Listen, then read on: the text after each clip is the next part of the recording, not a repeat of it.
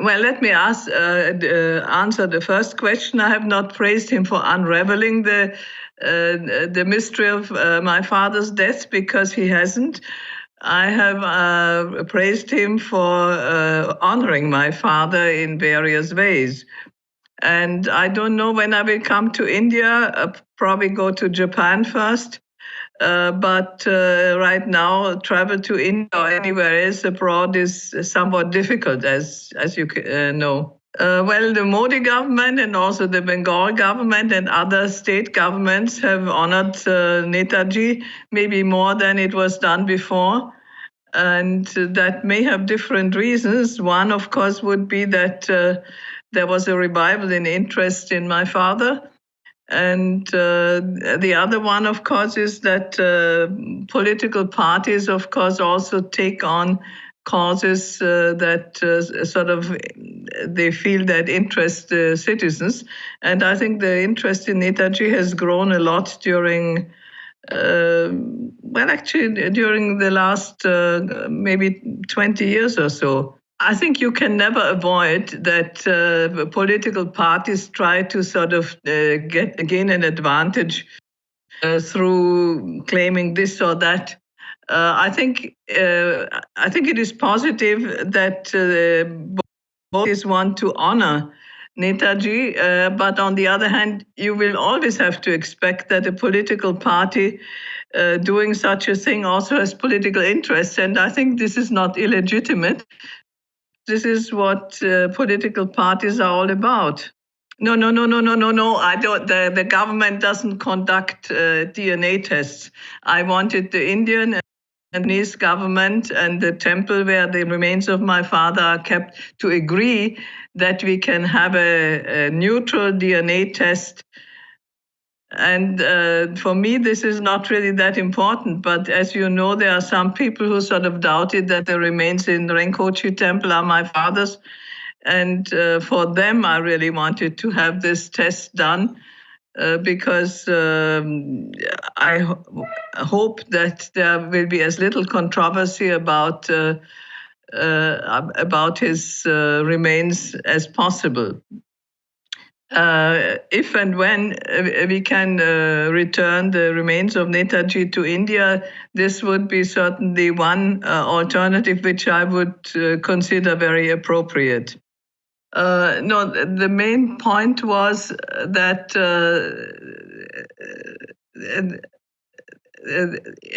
the whole issue about my father's remains was somewhat controversial, both in my family and also amongst Netaji's followers.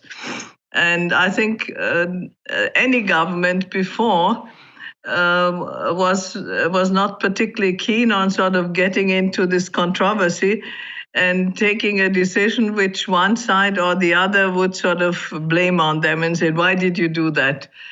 So this is certainly one thing. The other one, of course, may be that there were old differences in opinion that led to the fact that particularly one party sort of tended to downplay Netaji's importance for India. But on the other hand, I think I would say it was part of that party. Well, first of all, I do believe that, and I have myself been present in interviews with survivors of that plane crash. And then, unfortunately, the Mukherjee Commission report contains many mistakes and inconsistencies. For example, the report itself does not tally with the documents that they provided in the annex. So I rather go with the two other commission's results. Well, my mother was a wife who was very devoted to her husband, which is not an unusual thing. And she, of course, imbibed in me a very fond memory. And even though as an old lady and a wife of many years, I would now consider that this marriage was very difficult for her. and she had sort of very little attention ultimately from her husband, because his first and foremost loyalty and attention was to his country. But she never made a point of that, and she always sort of painted a very positive picture of him towards me. Well, that's difficult to say. We can sort of speculate on what might have been. I'm sure that if he had been alive, he would have played a role in the public life in general. In what form is hard to say. You see, the relationship with Nehru was sort of insofar ambiguous. They were old comrades in arms, so to say, and friends. On the other hand, I think my father was very disappointed that Nehru had, even those sort of at that time modern leftist politicians did not support him in the controversy with Mahatma Gandhi. But I guess in foreign policy matters, they may have sort of taken a similar stance, because I think India ultimately had a better position trying to be one of the non-aligned nations than joining one bloc or the other. And I mean the Western or the Soviet bloc very clearly. So this is my evaluation. It might have been different, I don't know. I think the relationship with Pakistan would have been better, because Netaji was able to sort of, well, he was a person of confidence for many of the Muslims, and so I'm sure that he would have worked very hard to, if first of all, to prevent partition, and if that would have been impossible, then he would have worked for a sort of amiable and positive relationship with Pakistan, which would of course would have benefited the whole region.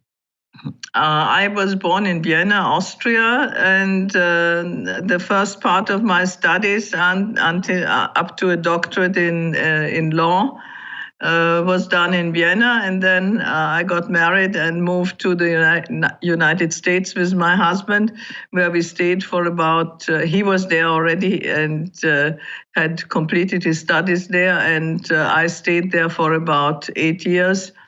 Then we returned to Europe and settled in Germany. And we were both professors at the University of Augsburg. This is a town about 60 kilometers from Munich. And we taught and researched there up to our retirement. I retired in 2008, and we have continued to live in this region. My oldest son is now well over 50, and he's a journalist. My second son is in his mid-40s. He's a IT specialist, and my daughter, who is the youngest, she is 45. She's a doctor of marine biology and lives in South Africa.